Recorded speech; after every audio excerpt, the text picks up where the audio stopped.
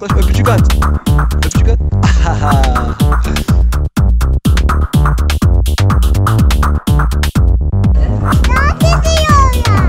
Dans mı ediyorlar?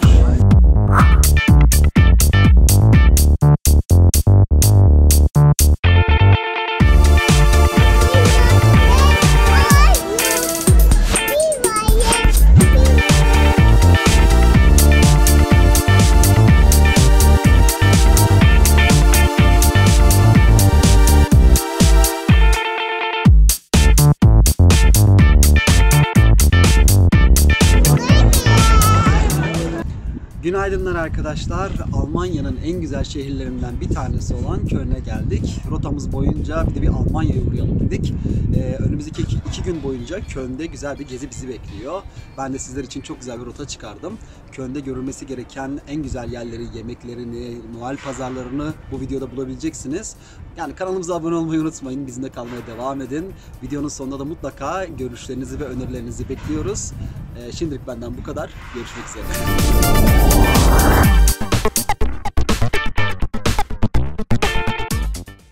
Köln'deki ilk durağımız Aziz Greon Bazilikası arkadaşlar. Burası zamanında İstanbul ve Floransa'daki Dom kubbesinden sonra en büyük 3. kubbeymiş. 21 metre çapında bir kubbesi var. Tamamen Romanesk mimariyle inşa edilmiş bir kilise burası. Daha doğrusu bazilika burası.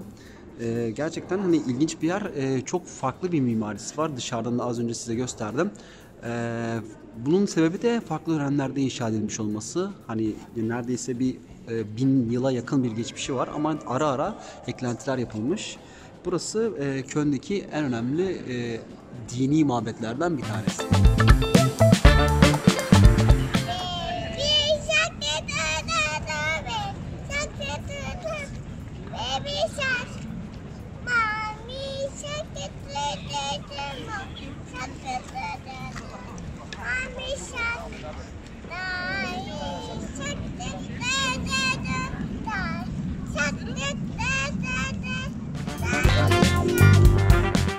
Sıradaki yer benim Köln'den çok sevdiğim yer olan Balıkçı Pazarı arkadaşlar. Burası Fish Markt diye geçiyor. Aslında buranın artık Balıkçı Pazarı'yla bir alakası yok. Gördüğünüz gibi rengarenk evleri ve St. George Kilisesi'nin o muhteşem ihtişamıyla sizi karşılayan bir yer. Burası tamamen bir fotoğraf noktası artık. Ve civarda birkaç tane böyle çok güzel restoran var. Harika bir ambiyansı var. Yine hemen gördüğünüz gibi arkadaki nehirin kıyısında bulunuyor. Yani burası dediğim gibi Instagram'da özellikle fotoğraf çekmek için, renkli kare yakalamak isteyenler için çok popüler bir nokta. Siz de zaten bugün anlattığım bütün yerler birbirine çok yakın yerler oldukları için burayı çok rahat bulabilirsiniz. Miracığım, arkadaki evlerin renklerinin isimleri ne? Pembe, sarınınki ne? Sarı ne? Yeşilinki? Mavininki, pembeninki,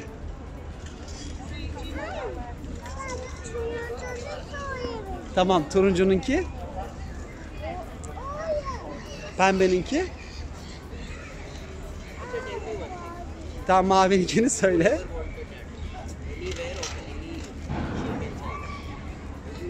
Bakalım. Mavininki blue. Değil mi? Hepsini bildik mi? Bitti mi? Beyazınki ne? White. Tamam, bitti.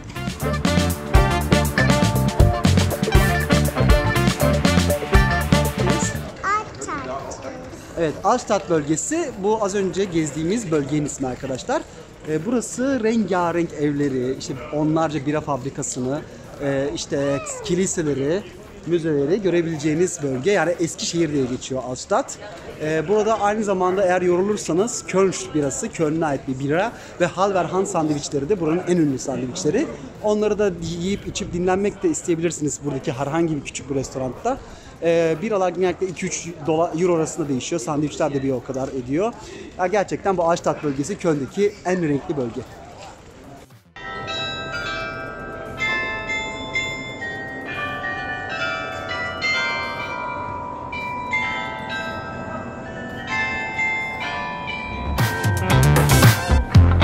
Sıradaki nokta Aziz Martin Kilisesi arkadaşlar. Bu masalsı görünüşlü kule hemen Balıkçı Pazarı'nın arkasında yükseliyor. 1150-1250 yılları arasında yapılmış bir kule. Yani 100 yılda yapılmış bir kilise ve kule, öyle söyleyelim. Roma kalıntılarının üzerine yapılmış. Altında bir geçiş köprüsü de var. Yıllarca depolama, yani mahzen olarak da kullanılmış. Birçok amaçla kullanılmış değil mi Mira? Elsa'nın şatosu değil mi babacığım bu? Yani güzel değil mi? Beğendin mi? Mira da çok beğendi. Ama pazartesi günleri 12 ile 9 arasında kapalı olduğu için akşam saatlerinde açıyorlar. O yüzden diğer günlerde bir sıkıntı yok. Burayı da mutlaka listenize eklemelisiniz. Bakın burada kim varmış?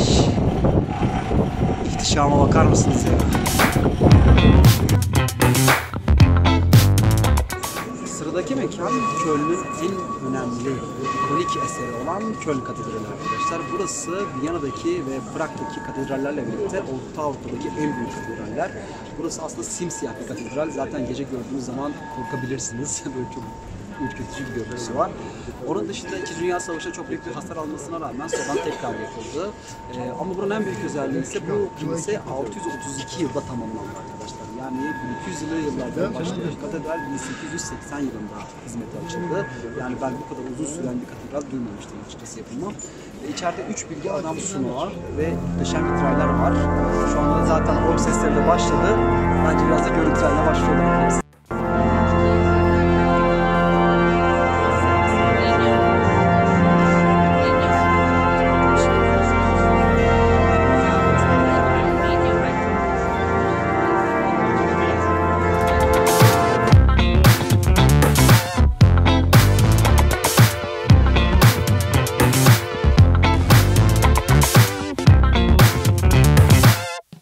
Şimdi 8 sene önce yaptığım çılgınlığı bir daha yapacağım.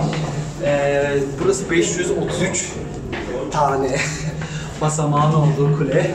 İşte bu Köln'deki katedralin kulesine çıkmak istiyorsanız 157 metrelik kuleye 533 tane merdiveni çıkmanız gerekiyor. İçeri giriş 5 euro arkadaşlar, yani bu kuleye çıkmanın. Ama yukarıdaki manzara gerçekten efsane olduğu için sonuna kadar değiyor. Hadi bakalım, uzun yolculuk bizi bekliyor. Gördüğünüz gibi öküz, her yerde öküz arkadaşlar. Duvarlarda yine dünya kadar yazı yazılmış. Her dilden var. Yani bazen bizimkilere kızıyoruz ama her yerde bu tarz şeyler yapılıyor demek ki.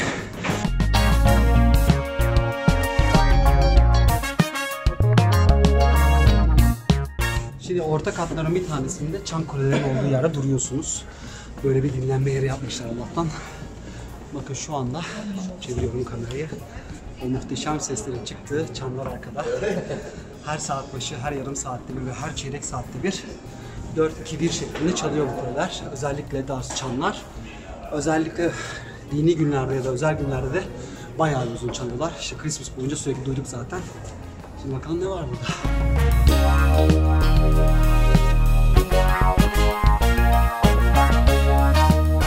Ve sonunda amacıma ulaştım. Bu katedralin en yüksek kısmına 533 basamak sonrasında çıktım. Şu anda gerçekten nefes nefeseyim. Bu kuleden Köln'ün her yerini görebiliyorsunuz. Zaten 360 derece bir size görüş imkanı sağlıyor. Hohenzollern köprüsü, onun dışında diğer bazilikalar, kiliseler, Köln'ün o Old Town dediğimiz eski bir kısmını hepsini burada görebiliyorsunuz. Gerçekten hani seyir için çok güzel bir yer. Şu an rüzgarı da biraz kesmiş ama ben 8 sene önce geldiğimde kar yağıyordu. Burası da çok üşümüştüm. Ama şu an gayet güzel. Güneş de var şansımıza. Yani dediğim gibi Köln'de, hani Köln bir günlük bir şehir aslında. Çok da 2-3 gününüzü harcamanıza gerek yok. Ama burası ana aktivitelerden bir tanesi. Bu kulede çıkmayı ihmal etmeyin. Karşıda gördüğünüz köprü Hohenzollern Köprüsü arkadaşlar. Burası sadece yayalara ve trenlere açık bir köprü. Zaten ucuna bakın, hemen sol tarafta Hauptbahnhof, yani tren istasyonu bulunuyor. Şu karşıda gördüğünüz nehir de Ren Nehri, işte Almanların meşhur nehri. Bu köprünün en büyük özelliği, bütün aşıkların buraya gelip bir dilek dileyip kilitlerini köprüye asmaları. Dilekleri gerçekleşince aşklarını, daha çok aşklar için zaten dilek diliyorlar, sevdikleri insanlar için. Dilekleri de gerçekleşince kilitleri kapatıp nehre atıyorlarmış. Böyle bir gelenek var. Zaten Avrupa'nın birçok köprüsünde de bu geleneği görebiliyorsunuz.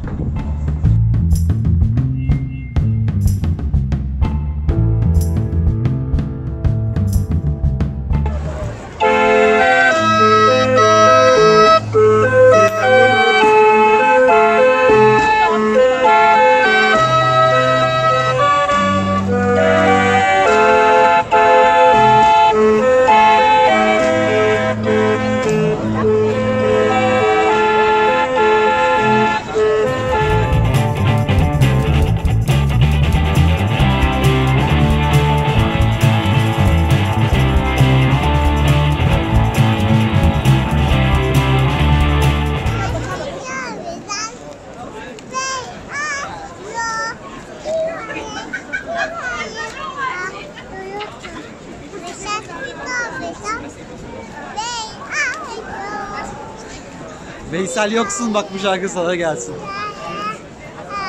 Veysel Finger.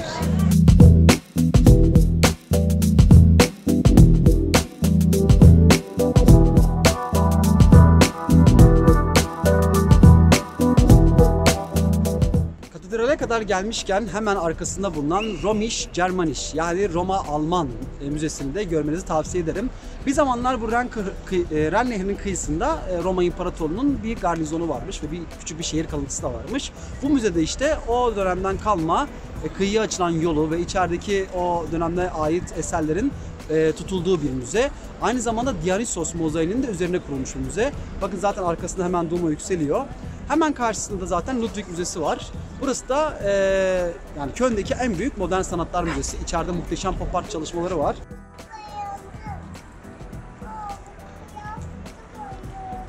Ne yaptın?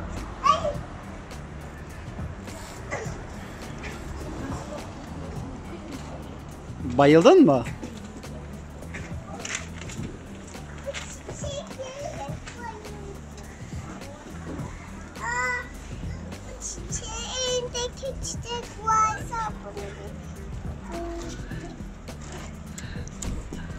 Çok mu güzeller?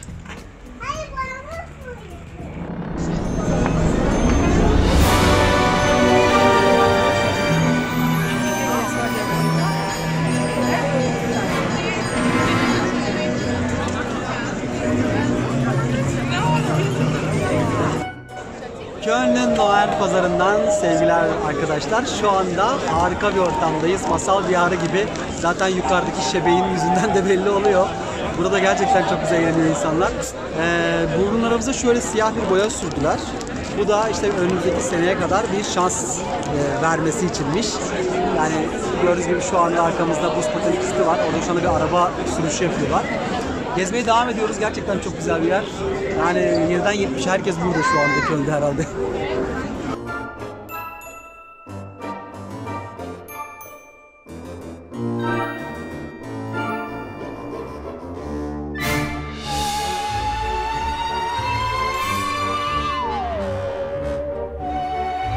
Onlar ne? Şirin. Şirin mi onlar? Ne yapıyorlar? Ama duymuyorum seni. Dans ediyorlar. Dans mı ediyorlar?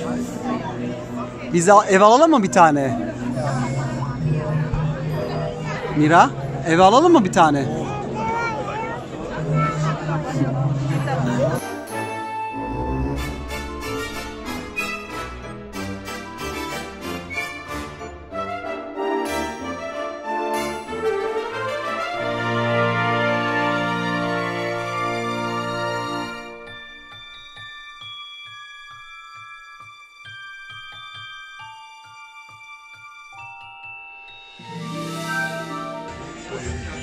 Köln'deki yemek deneyimi için Lord of Griez'e geldik arkadaşlar. Şu anda da buranın bir adeti varmış. Eşsiz bir, çok iddialar bu konuda. Bal şarabı mı dedi? Hani wine dedi. Bir de böyle size bir... Finalcim dur babacığım.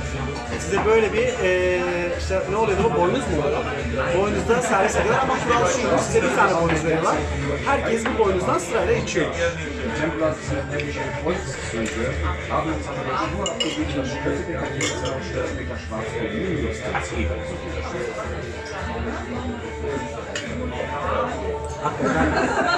Bal gibi şarap, tatlı yani. Bence çok güzel. Başlangıcı bunu yaptık. Bakalım başka ne olacak. Bal bence de bal gibi yani.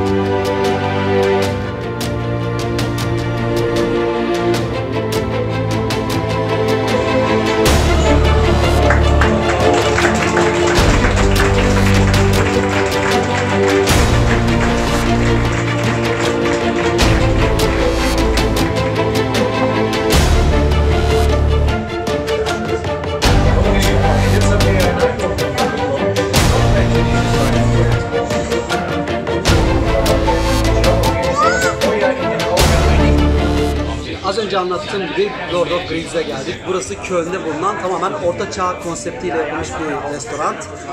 Her şey, gördüğünüz her şey, işte kılıçlar, eşyalar, her şey bu konsepte göre yapılmış. Burada çok güzel biftekler yapıyorlar, tavuk ya da et olarak. Hamburgerleri çok başarılı. Biz farklı denedik. Gerçekten yemekler çok güzel görünüyor. Yani fiyatlar mekanla kıyaslandığı zaman hafif pahalı diyebiliriz. Ama hani böyle farklı bir orta çağ konsepti yaşamak istiyorsanız buraya gelin çünkü çok güzel eğlenceler de yapıyorlar. Az önce izlediğiniz gibi. Afiyet olsun diyelim o zaman. Burası öyle acayip bir yer ki şu anda karşımda ejderha konsepti var. Bowling'e oynayabiliyormuşuz. Bu kadar dar bir yerden nasıl yapacağım bilmiyorum ama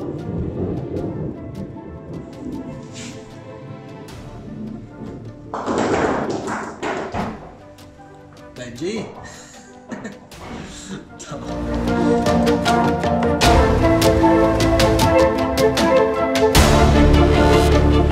Köln diğer şehirlere göre gerçekten ucuz arkadaşlar. Bakın mesela Alman çörekleri 80 cent, sandviçler 2.70.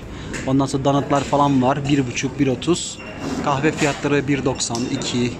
Yani biz çünkü Hollanda ve Belçika'dan geldiğimiz için oraya göre çok fiyatlar ucuz. Neredeyse yarı yarıya değişiyor fiyatlar. Yani kahvaltı için de böyle. Mesela şu anda bulunduğumuz yer tam katedralin bakın karşısındayız. Çok da merkezi bir yer olmasına rağmen fiyatlar çok ucuz.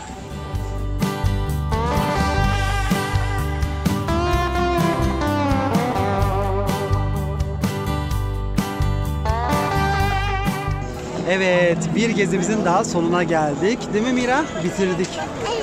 Bitti. Köln'e veda ediyoruz. Kanalımıza abone olmayı unutmayın. Bizimle kalın. Değerli yorumlarınızı ve eleştirilerinizi bekliyoruz.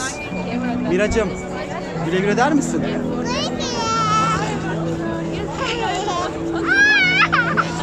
güle.